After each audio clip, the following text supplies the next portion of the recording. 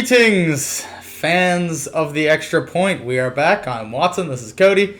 And we're here to chit-chat about Week 13 recaps, Week 14 projections, and a little bit on the current NFL structure of the playoffs and whether or not the seeding makes any sense. So, we're going to start off with a very popular segment that we tried last week, which was the lightning round recaps. How this works is me and Cody have each analyzed every single game and have summarized our thoughts on that game in 3 words or less. So, Cody, let's start off Thanksgiving, Bears and Lions. Bears-Lions, I have Joe Blow, though.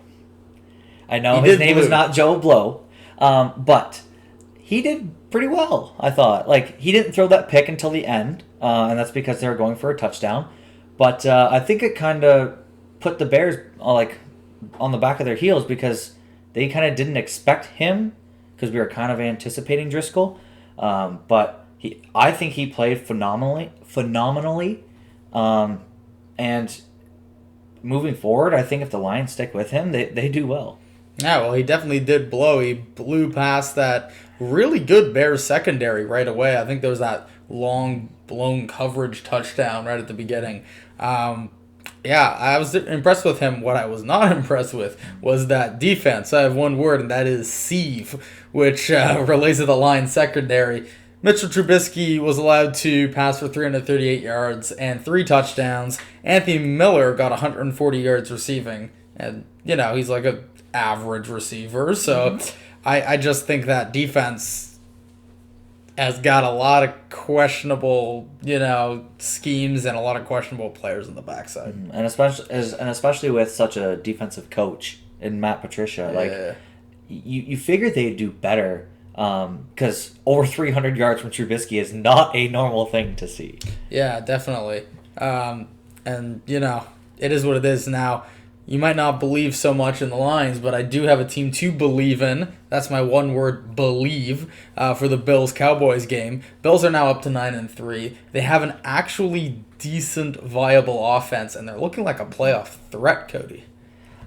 Absolutely, and that kind of relates to what I had for the Bills and the Cowboys as well, is I had the words 9 and 3. Mm-hmm. I don't understand how the Bills are 9-3. Before this season, everyone just counted the Bills out. Yeah. They were that garbage team. It's easy wins. But this season, it doesn't seem to be that way. They're 1 game back of the lead of their division, of the Patriots. They're 1 game back. Mm-hmm. We could, if the Bills keep going, and I don't jinx them here, you could see New England as a wild card.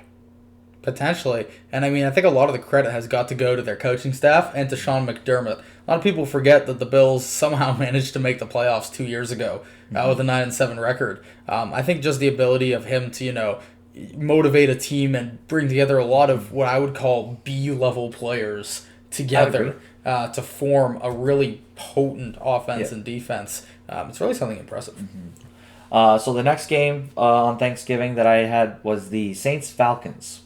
I have one word, and it is redemption. Because the Saints got stomped the last time they played the Falcons, and I think this shows what the Saints are actually made of, and the actual Saints showed up that day. I don't think when they lost to the Falcons before that it was a game to take credit of in any form or fashion. I think that is just a complete fluke. It's an anomaly. So the Saints redeemed themselves. Absolutely, they did, and they got a little help from their ultimate utility weapon, Taysom Hill, running in a touchdown there, and every time he takes the field, he's just such a fascinating player to watch. I love to watch him. Yeah, because you really just don't know what you're going to get, and you take away that touchdown, and it's a 1-point game, so... Absolutely. That's great for him. We're now transferring over to actual Sunday games. First, we have that kind of odd Redskins-Panthers game. I got Geis can slice. Oh, I love it. 137 total yards, 2 TDs. If he can just stay, out of the medical tent and stay injury-free, I think they've got a real good running back in him. Yeah, and I agree because that's very similar to what I had. I had good guy Geis. Because he had 10 carries for 129 yards, 2 touchdowns. That's right. So, they only won by 8 points. So without him, they don't win the game. Absolutely. So, like you said, if he can stay out of that blue tent, I think the Redskins can actually have a viable option at running back. The next game is the Bengals versus the Jets. And I have 3 words, and it is broke the curse. Because ever since the Monday Night Football Black Cat came onto the field, all of the NFL teams that have a cat mascot have not won a game. And even including this past week, none of the cat teams won a game except for Cincinnati. Wow. So they broke that curse. They broke their own curse of, not having a win.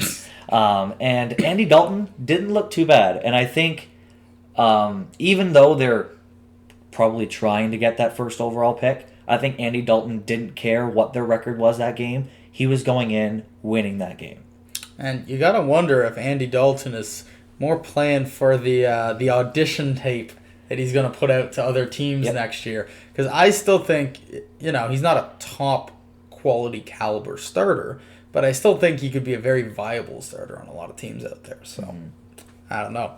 I had sputtering Jets because I don't think the Jets have convinced themselves or us exactly what they are. They started out very poorly, got Sam Darnold back, threw everyone for a loop and started playing really well, and then the last 2 weeks have looked absolutely atrocious. So, It's the Jets. New York, are you going to decide if you're going to, be good or get a high draft pick? And they're kind of teetering on that, middle of the pack spectrum where they're not going to challenge for a playoff spot. They're not going to get a high draft pick. So it's like, what are you even doing at this point? Yep. I don't know. Titans, Colts, the little things. Ty Smith returned a blocked field goal, 63 yards for the winning score to help the Titans upset the Colts. And I think, as we get later and later into the year, teams that do the little things are going to be those teams that wind up making the postseason and really providing, a great threat to other teams with outstanding rosters, because you get into the situation where punts start mattering, field goals start mattering, and even that 1 3rd down and 1 that you just have to get. If you don't do those little things really well, it can make all the difference in the world. Yeah. So very similar to my Titans pick from last week. My 3 words are ready to rumble, because Derrick Henry once again rumbled the entire game. He had 149 yards and a touchdown. He could have had even more yards, but he fumbled very early on in the game. But besides that, Derrick Henry, I think, is a very underrated running back in terms of when people think of top running backs, they think of Christian McCaffrey, Aaron Jones this season, Mark Ingram. Yeah. They seem to ignore Derrick Henry because he's not the fastest guy, but he does exactly what you want a running back to do. And I love Derrick Henry. I'm a big fan. And these past couple weeks, he has produced greatly for that offense. The next game is the Niners-Ravens game. 3 words I have is darn field goals. Because the Niners lost both of their games this season to game-winning field goals. One was in overtime against the Seahawks, and then against the Ravens. Justin Tucker hit that, I think it was 53 yards. The Niners have 2 losses, but they're both 2 last-second field goals. Yeah, and that just goes to show how competitive they are and how they can stay in games. I had find a way. Lamar Jackson only threw for 105 yards in an entire game. He also ran for 101 yards during that game. So wet, rainy conditions, not really primed for moving the ball through the air. And I think that one of the great things about Lamar Jackson and the Ravens is even when they don't have their A game, when the weather's not cooperating, whatever the case may be, they find a way to win, and that's what makes them so dangerous. I like it. Bucks Jags.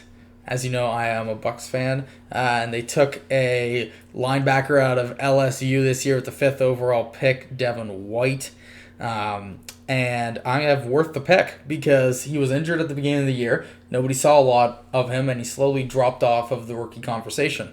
Last couple of weeks, he's really come back in it, and boy, was he active in this game. 7 total tackles, a pick, and a fumble return for a touchdown. He was all over the field, and pairing him with Levante David makes the middle of that defense very deadly. I agree.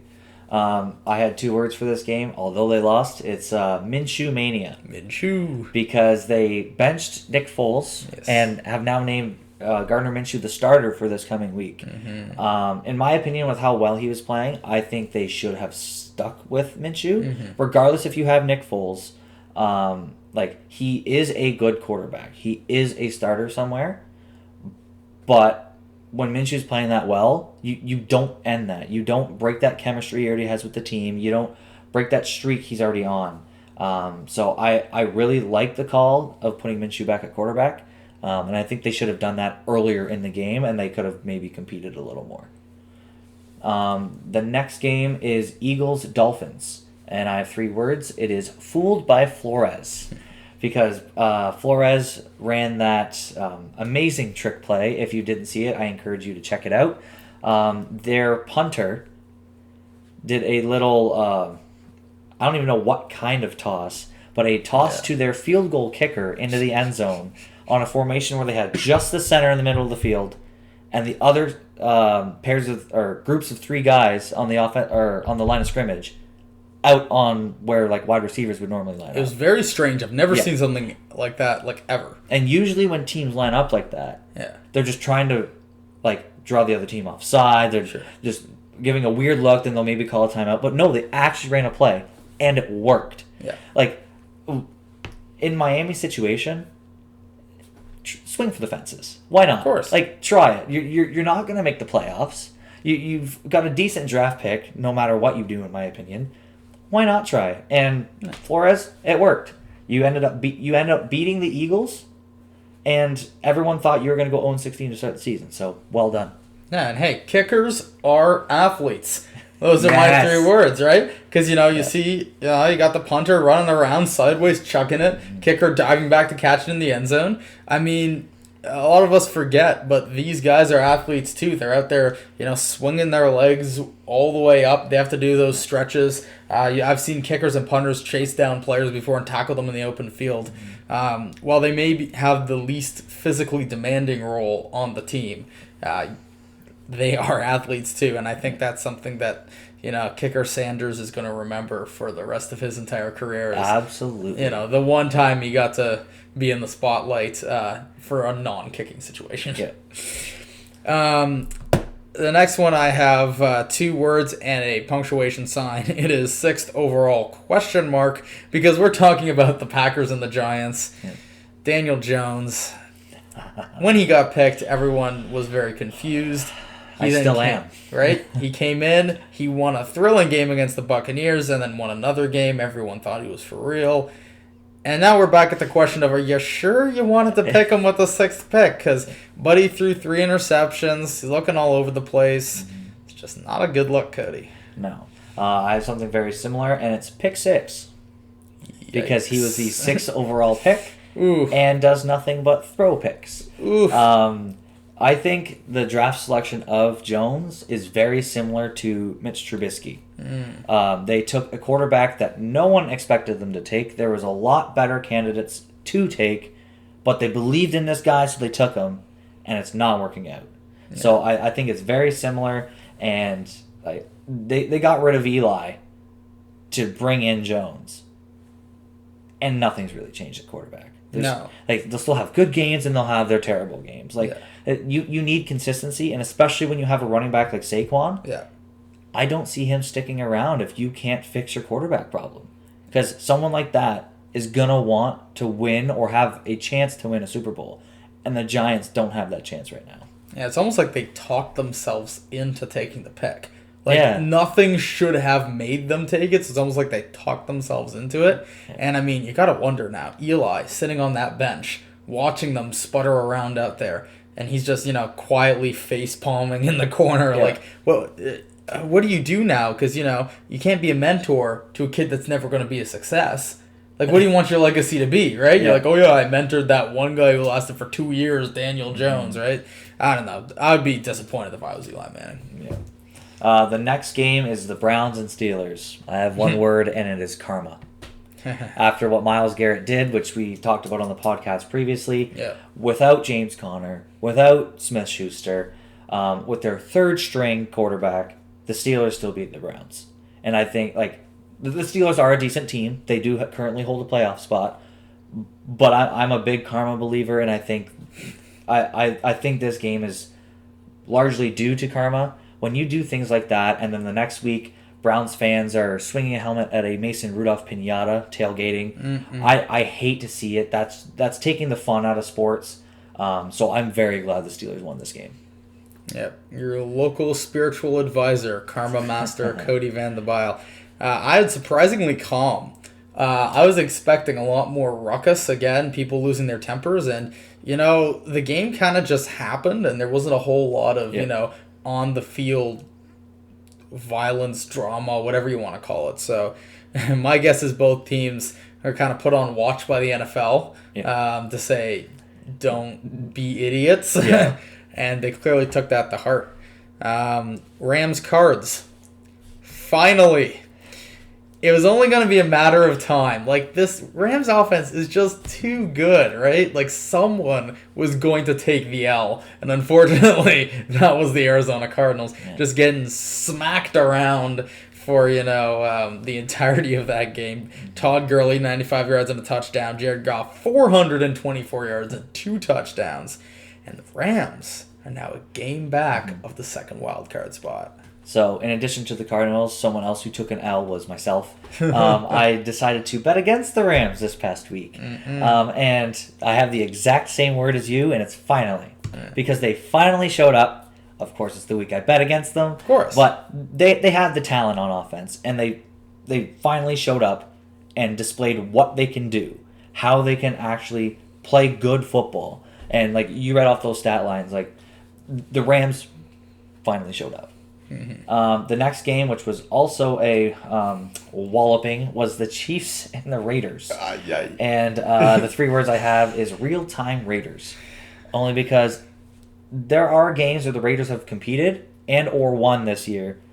And I still don't believe in the Raiders. I don't think they're a great team. I don't even think they're a good team. Absolutely. So, and the Chiefs, their defense isn't amazing. But the score is 40-9.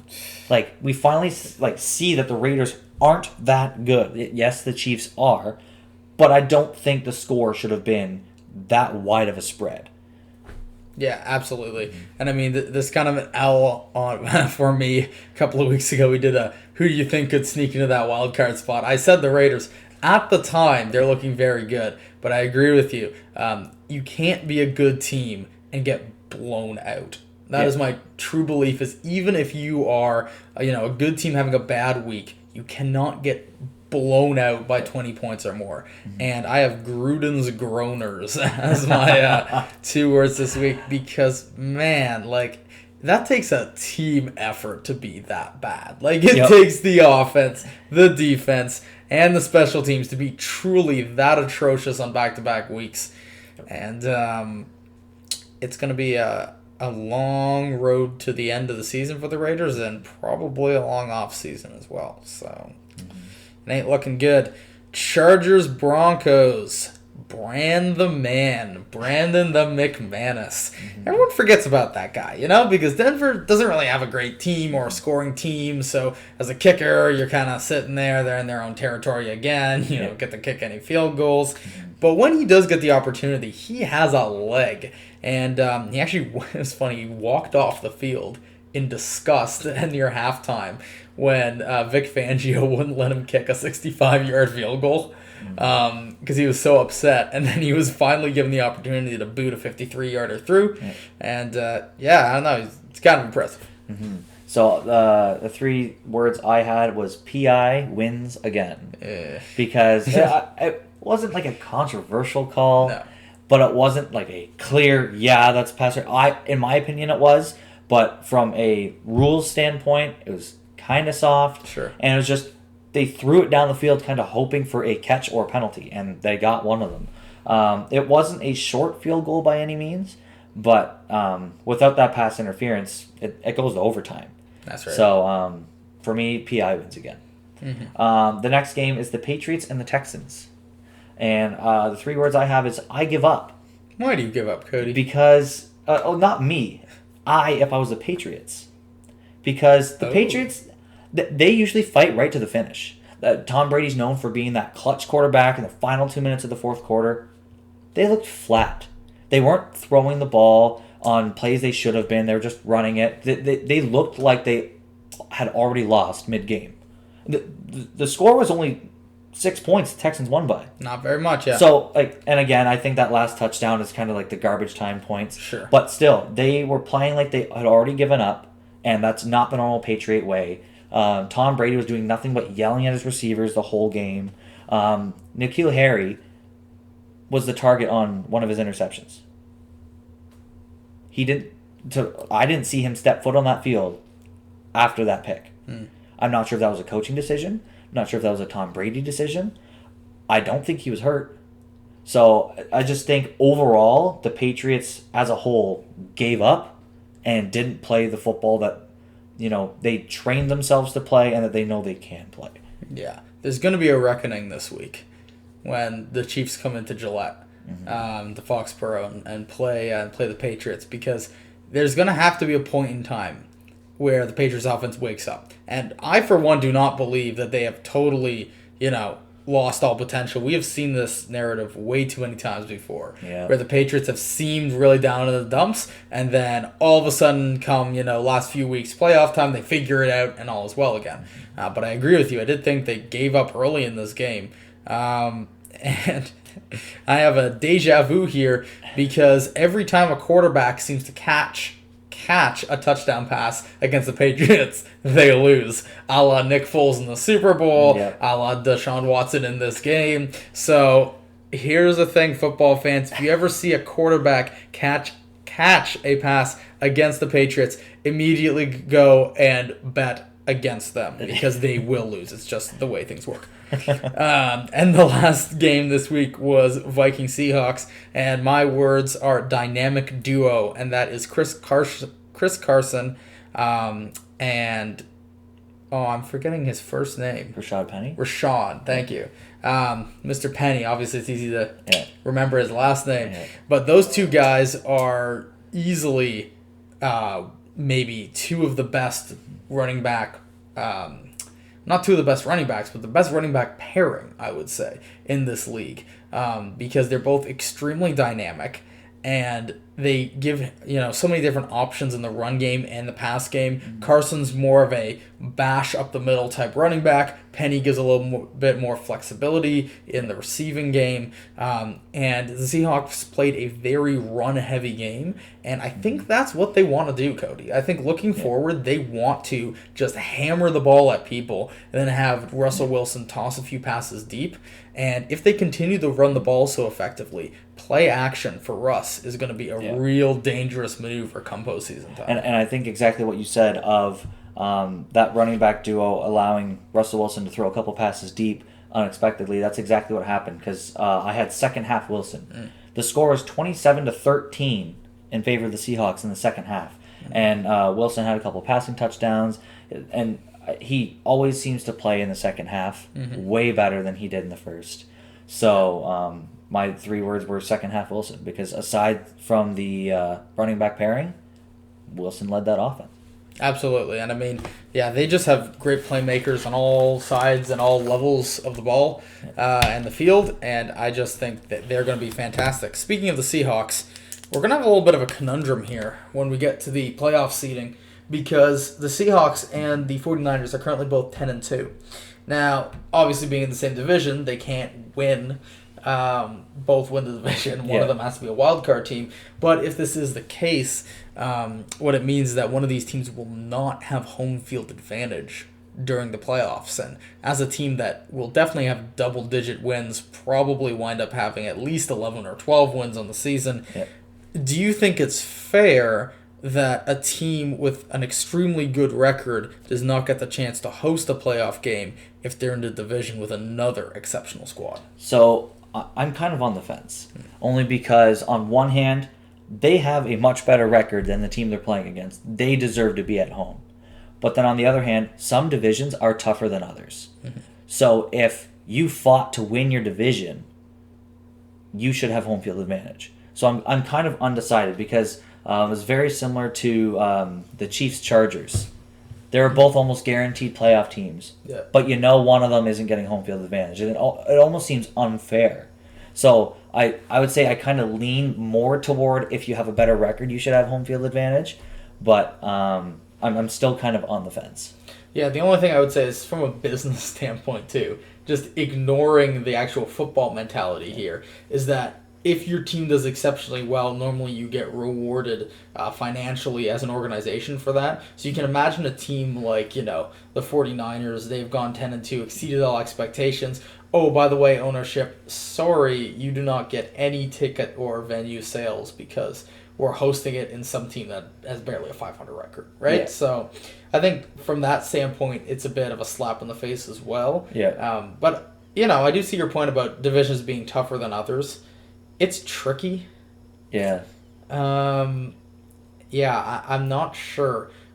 One suggestion that was pitched to me this morning by one of our fellow members of HTN, Ben Jackson, was you end up making the playoffs as a division winner and as a wild card normally, as per NFL current rules. Yeah. But then those teams that make the playoffs get reseeded based on overall record. So the buys go to the teams with the greatest record, not the top two division winners. And even if you win your division, you still make the postseason, but you don't necessarily get home field. True. Yeah, like I said, I'm kind of on the fence because there's so many different things you can take into account. And especially when you look at something like how difficult the division is. It's so subjective and up for debate. You could never decide that or have a rule on that. But yeah, I kind of agree with what you said. It almost seems like a slap in the face of the team that has a stellar record, but just happened to be in a division with another team who has a stellar record. And most times when you see two teams that close, someone loses in a tiebreaker. And it goes from potentially having like a first round bye to you are now playing wild card weekend without home field advantage. So I think the difference between those two teams is too drastic. So I'm on the fence, but I'd still lean toward let's fix it. Let's give the team that has a better record throughout the tiebreakers home field advantage. Yeah, and I mean, what I always think of as a great example of this is back when the Seahawks won their division with a 7-9 record, got home field advantage, and probably beat a wild card team with a better record. I believe it was the Saints in Seattle, and you got to wonder if you flip home field there, how much that changes, and that's why winning a division does not necessarily make you eligible to get that home field advantage. That's where I kind of stand. And you look even now at, other major sports. Every other major sport is usually a series. So basketball, hockey, baseball. Yeah. You have a home, you have an away. Every team gets to at least host both. Yeah. So the struggle with NFL, I think, there's no way you can turn it into a series because, when guys are flying at each other in pads on a turf ground, eventually the damage is done. Yeah. But with that in mind, maybe they've got to change something about that. Well, Cody, we're not completely done with this season yet, even though we're already talking about, future reseedings and future seasons. We've got 4 weeks of football left, and heading into week 14. Do any games really stand out to you? So one game that does stand out to me is 2 10-2 teams are playing each other. In the NFC, the 49ers and the Saints. They're both strong teams. Like we talked about earlier, the Niners have only lost to game-winning field goals, but the Saints are no one to take very easily. For sure. Alvin Kamara is a great running back, but San Francisco has a great running back committee. Mm-hmm. Both, I think Drew Brees is better than Jimmy Garoppolo, but they're both good quarterbacks. They both have some good receivers in terms of Deebo Samuel and Michael Thomas for the Saints. I think this is going to be another shootout, kind of like they had this past week with the Ravens. Absolutely. Yeah, I think it's going to be very close the whole way through. However, that being said, I do think the Saints are going to pull this out for several reasons. First of all, it's at home. Superdome, really loud, fans are passionate. That always gives them a boost. But also, despite the fact of how good the 49ers run game is, that New Orleans front seven is ferocious. Yeah. When you have extremely good tackling linebackers like Demario Davis and Kiko Alonso who can roam the entire field sideline to sideline and find those running backs, Tevin Coleman's not going to be able to slip out quite as easily as he has been. Same with Raheem Mostert. Yeah. And both teams have a great pass rush. Yeah, I think that the home field advantage, I think the Saints' great run defense, and the other thing is I think Drew Brees' experience is just going to win this game. Yeah. Because when you have a veteran like him going up against a young kid like Jimmy G, Brees is not going to make, the unnecessary plays, the little mistakes. So it's going to be close. Don't be surprised if we see another game-breaking, heart-wrenching field goal seal the fate of the 49ers for a third week.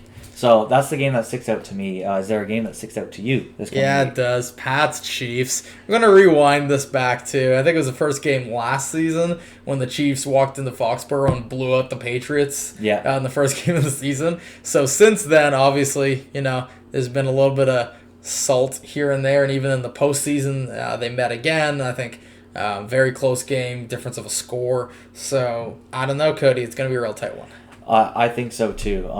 Just because, like we had talked about earlier, the Patriots' offense hasn't, fully shown up this season, but the Chiefs' defense hasn't either. That's true. So, you've kind of got a shaky defense and a shaky offense against a well-known defense and a well-known offense. Sure. So, again, I think this is very close. I would like to see who the Patriots decide to put on Tyreek, just because he is so fast. He is fast. And fast. this past week, we saw him go from almost standing still to full speed in just a couple strides. And I forget who was commentating the game, but he said only Tyreek can do that. For sure. He is on his own with that. So I'm interested to see who they put on him, because I'm not sure they put Gilmore on him. I don't think so. Just because Gilmore is better at defending a great receiver in terms of good hands, good at those jump balls, not necessarily Tyreek. I think they have to put a safety on him just because he's so fast and he's going to blow by those cornerbacks very early on. Yeah, Stephen Gilmore is a little bit more of a big guy, matches well with the physical receiver.